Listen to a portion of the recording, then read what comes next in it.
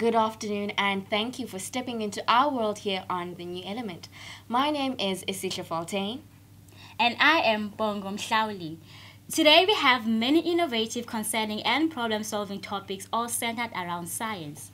Our reporters were very busy this week immersed in Scifest Africa, which took place here in Makhanda from the 6th till the 12th of March. Scifest is an annual festival established in 1996 by the Gramstown Foundation that takes place with the sole purpose to promote the multifaceted understanding and appreciation of science, technology, innovation in South Africa. It consists of workshops for school children and lectures by recognized and upcoming scientists. The topics to be unpacked in today's show will be as follows. A controversial discussion of the lack of acknowledgement of African contribution to science. Then how is water pollution affecting the citizens of Makhanda, and what can science do to combat this? And keeping up with our mental health, let's talk about how pollution actually affects our stress levels. And later we'll explore a very young scientist and her vision for protecting sharks and the people in the future. You know, speaking of a vision, could you ever visualize yourself living on Mars? Well, to throw us all off of our axis, first story is a woman defying gravity. Here we have Adriana Marais' story of moving to Mars. In 2013, I read the newspaper headline, not even online, it was an actual newspaper, call for volunteers for one-way trip to Mars. And I hadn't even finished reading that sentence when I knew that this was it. This was my opportunity, this was my destiny. I am prepared to give up my life on Earth for the unprecedented contribution I would be able to make to the sum of human knowledge from a new world.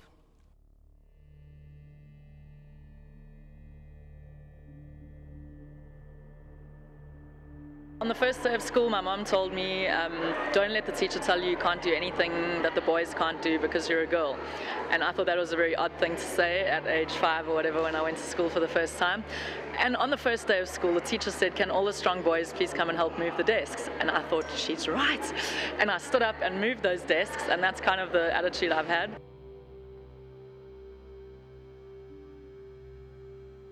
I'm head of innovation at Scifest Africa, so that's thinking about new emerging technologies and how they can be applied to solve unique problems for the African continent in particular and beyond.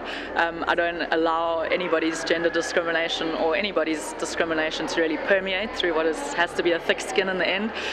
Just do your best, be who you are, work with people who respect you for what you are. So yes, my mentors have largely been men working in physics, but these have been men who haven't treated me as a woman in science, they've treated me as a scientist.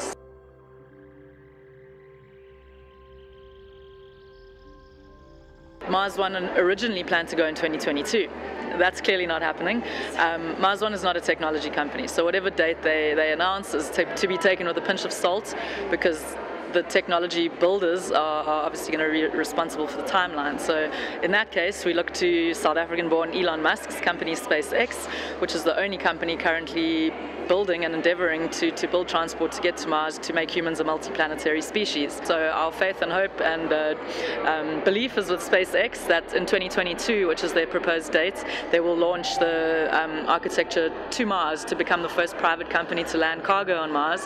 And if this is successful, then before 2030 is really not an unreasonable time frame to get the first crew on board. We are planning a 2020 overwintering expedition to Antarctica in 2020.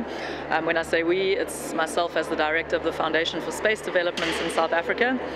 We want to go with the South African boat down to Antarctica, hopefully to the South African base, and stay there for what would be the first training period that I've been involved in, where we will do an off-world simulation experiment, where we'll run science projects, test technology, but importantly also investigate how the people interact with each other in a truly isolated, confined and extreme environment that as South Africans we have access to. So why not?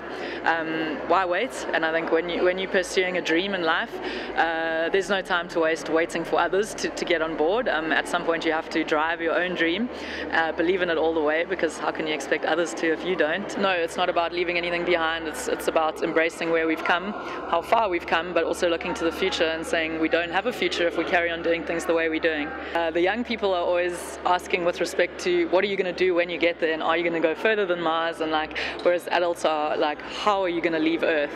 So I know to become an adult means you're living in the world, which means you have to, make your dreams more realistic at some point.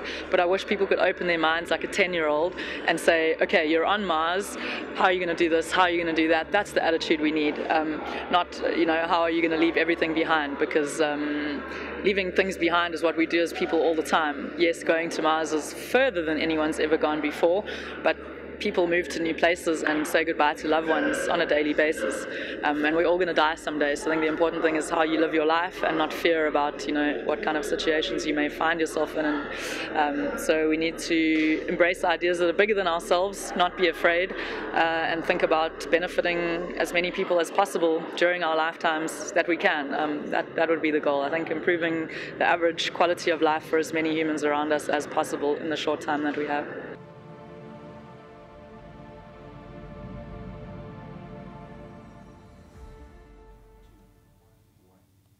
I'm absolutely blown away by Marais' tenacity and also bravery when it comes to her work. And also, it's so inspiring to see women in the field of science.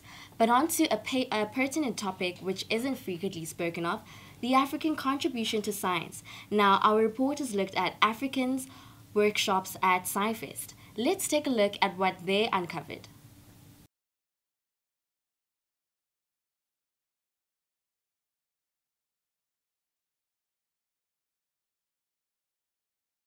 To keep the black child poor, uneducated, and prepared only for manual labor, the goal set out in Verwoerd's 1953 speech is echoed by the state of black education in South Africa today. The Scifest Africa project of the Grahamstown Foundation was established in 1996.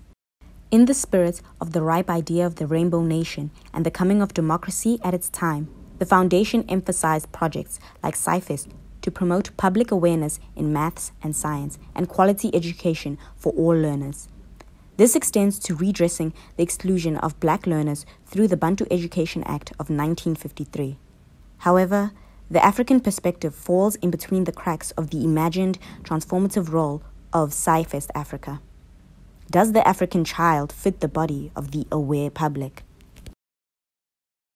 I am a lecturer at the University of East Anglia in the UK. I've been the curator this year.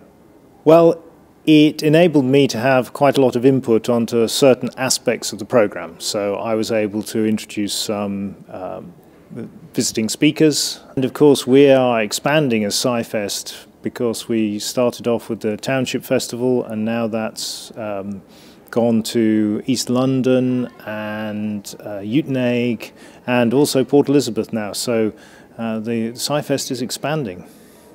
Well, this is my 10th Scifest, and I come back to South Africa pretty regularly. I work on outreach.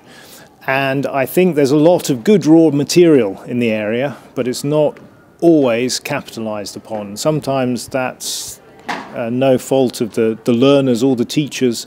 It's just the environment it can be quite tough. I understand that. We asked Dr. Ashworth why there's so little African-based lecturers and workshops at an African science festival. There's the Mankala and the beading workshops that are very obviously drawn from the traditions in the area. But then there's a lot of maybe less obvious things. We try very hard to get South African scientists. We try to involve get as much South African perspective as we possibly can, but we don't. The Scifest office here doesn't engage the workshops. The workshops are contributed by other people. So it's the science centres, it's people like me contributing workshops. And if we don't have those African-focused workshops to contribute, then they don't get here. So what obviously we need to do if we wish to increase that is to get the message out to folks who develop exactly those sorts of workshops. The historical components of South Africa gave rise to a diverse society that defines the day-to-day lives of South African learners to be made up of fundamentally different social, economic, and political aspects. giving rise to the need for an educational system that realizes these differences and doesn't blanket the daily experiences and problems of African children with Western solutions and ideas. What we want to do is expose the learners that come here to the science and technology that is out there, to inspire them with science and technology that is going to impact on their day-to-day lives. The acknowledgement of the African contribution to math and science at the festival appears to be thin. It may not be an exhibition of indigenous knowledge, indigenous knowledge systems, but it's there if you scratch the surface. The beading workshop, it's a maths workshop. The Mankala workshop, it's a maths workshop. Yes, it's based on recognisable things, that's fine, but it's mathematics that they're learning.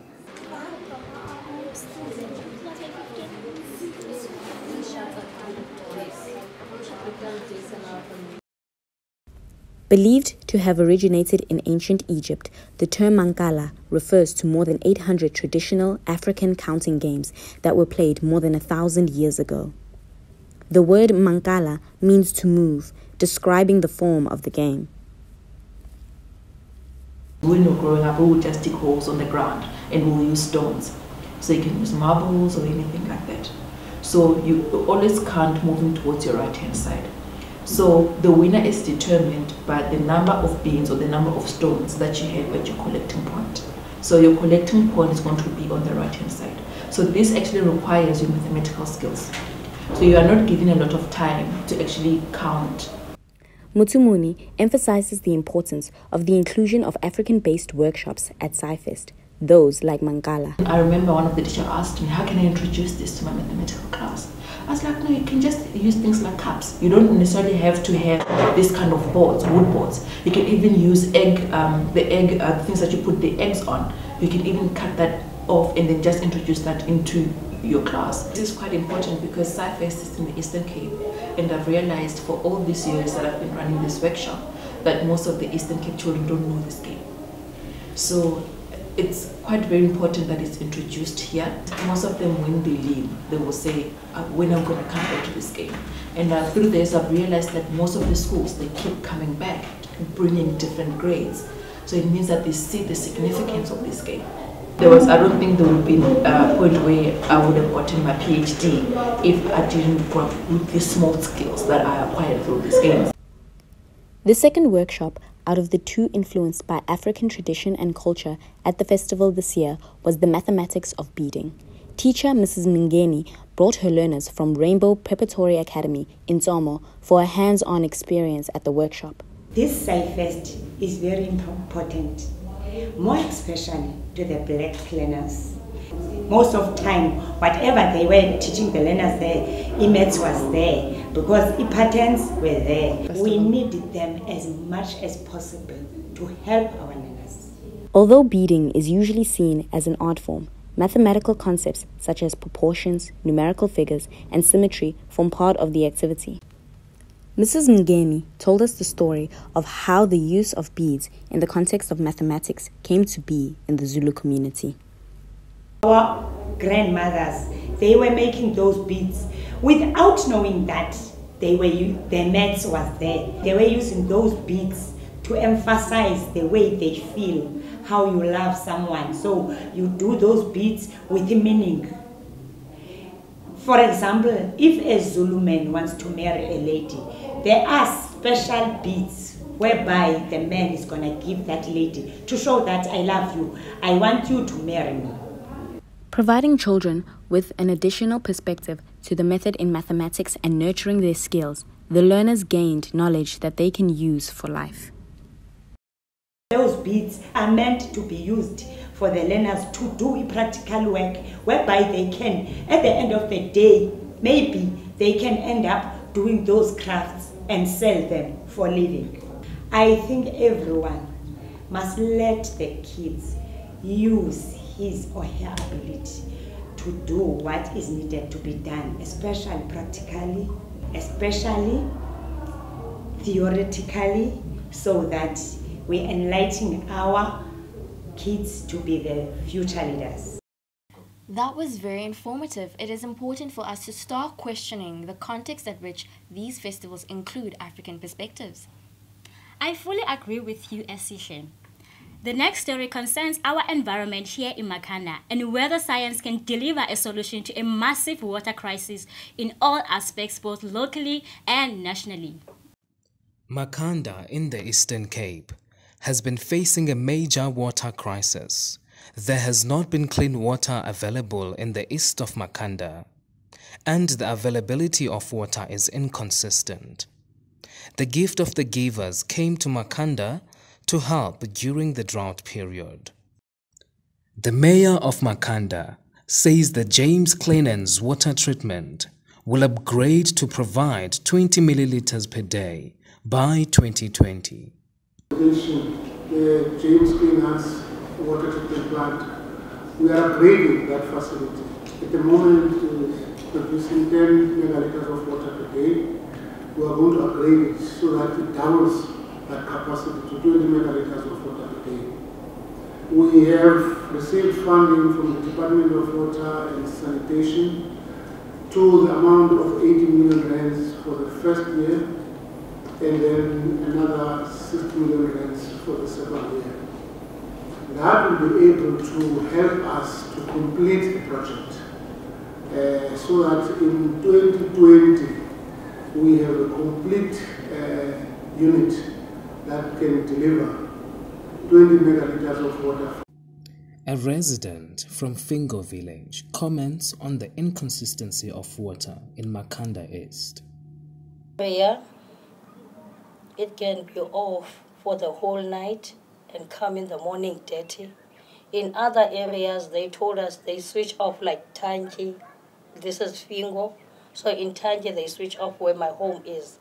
They switch off during the night permanently, and then they bring it in the morning for a certain time. So they close it again. They say they save water, but we don't know which water they are saving because it's dirty anyway. People in Makhanda are advised to not drink water from taps.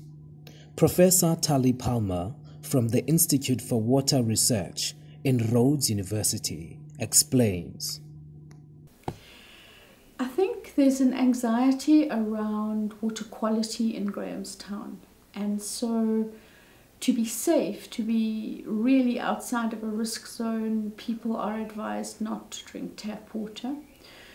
The concern arises out of a small bacterium called Escherichia coli or E. coli that most people hear about, and it's an indicator of an exposure to sewage.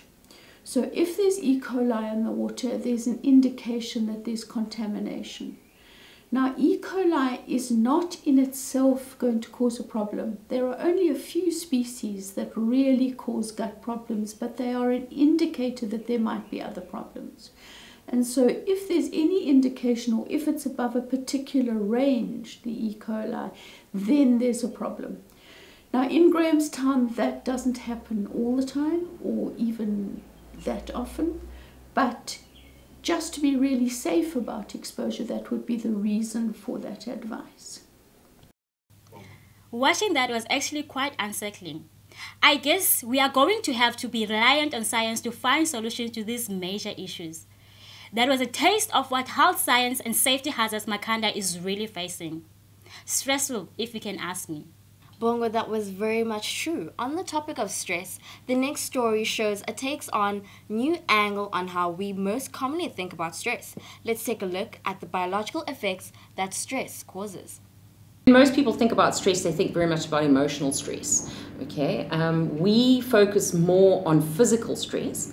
So obviously emotional stress has a physical component, but we as organisms, or at least the cells in our body, undergo tremendous stress every day without even realizing it. I never thought stress as a physical thing, really. To me, it's more like a mental state. But if I had to define physical stress, I'd say it's when your body takes a toll from everything that's going on and you're just basically tired and done with it. Well, I would say you feel it in your body. Headache, I actually don't know. Stressed out, yeah, tension in your skull, headache. For me, physical stress has been physically unwell and just like feeling that your body has so much tension and yeah.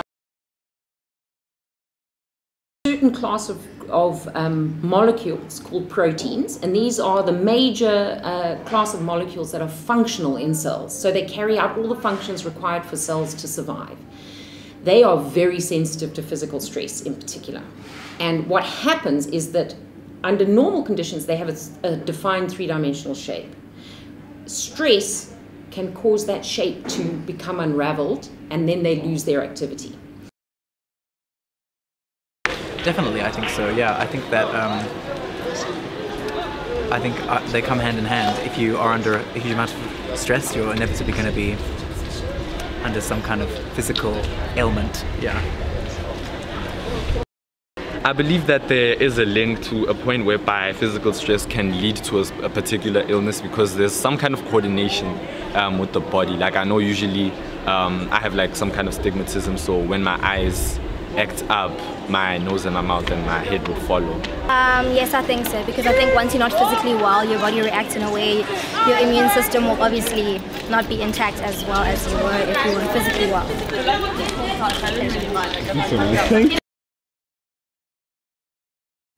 The majority of diseases involve some form of stress, okay? And so that's what we think makes it a very good cross-cutting therapeutic target. So, for example, you can evaluate a system in the context of cancer, okay? And the negative results from that might give you information that's applicable to neurodegeneration, perhaps, or might be informative in parasitic disease, things like malaria. It's very interesting how stress manifests in the body, as stress is a feeling that everyone experiences. Very interesting indeed, Esihle. But moving on to deeper waters, our field reporters went and interviewed a young aspiring scientist who's only 16 years old. Lungi Nkosi's story is yet another arising success story of a South African woman in science. Here is a heartfelt story of a young lady who devised a scientific invention for the oceans. Mix yourself with the people that you want to become. If you want to become a lawyer, mix yourself with lawyers. If you want to become a doctor, mix yourself with doctors. And if you want to become a scientist, mix yourself with scientists. I see Lunga as an achiever, as a successful young lady. I see her accomplishing all her dreams. Lunga has been a bundle of joy towards me. My name is Lungi Nkosi, and I'm 15 years old, and I'm all the way from Mpumalanga, Nelspruit. I'm your typical go-getter. Anything that is in my mind to, I want to get it. I want to, achieve, So that's the type of person I am. I'm very helpful. I enjoy helping someone else, helping people out where I can. I've entered Eskom Expo for 4 years in a row and haven't missed one after that. In all of those 4 years, I did receive something like a medal, and I also gained a lot of knowledge in each and every one of those years. So the title of my project is the Sustainable Shark Barrier. It's basically a barrier that will prevent shark and human encounters from taking place. So I did research to see what were the currently used methods that are used at the beaches to protect people from shark attacks. So I did research and I found out that sharks can get repelled using magnetic fields.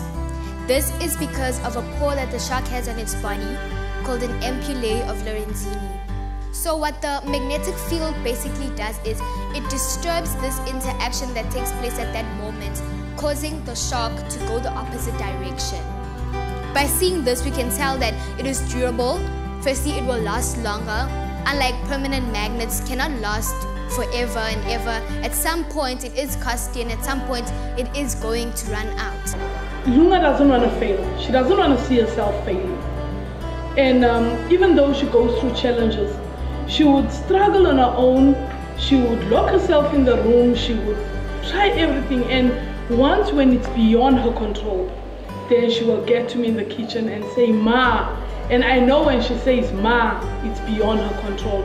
But what I like about her, every challenge she comes across, at the end of our conversation, she is still positive. I still haven't hit that point yet, but I think I am quite smart, but not like, wow, I'm actually smart like that. If this makes sense. I'd firstly like to thank Scifest Africa for giving me the opportunity to be here. I'm humble of the opportunity, and it's something that I'll keep with me for the rest of my life. And thank you for everyone that had an influence in my life and an influence in my science journey. Thank you guys so much.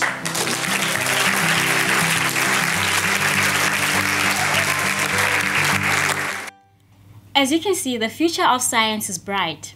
We encourage you at home to enter the field of science and let your imagination to take you to greater heights. So Esihle, what was your favorite insert? For me, my favorite insert has to be Lungi Nkosi, a young scientist who is actually a young lady who's representing females in the science field, which is something very rare to see. And what was your favorite insert? You know, my favorite insert has to be the one with Adriana. I mean, who doesn't want to go to Mars and explore a different planet? Well, I don't know about going to Mars, but that brings us to the end of our show. Tune in next time on The New Element.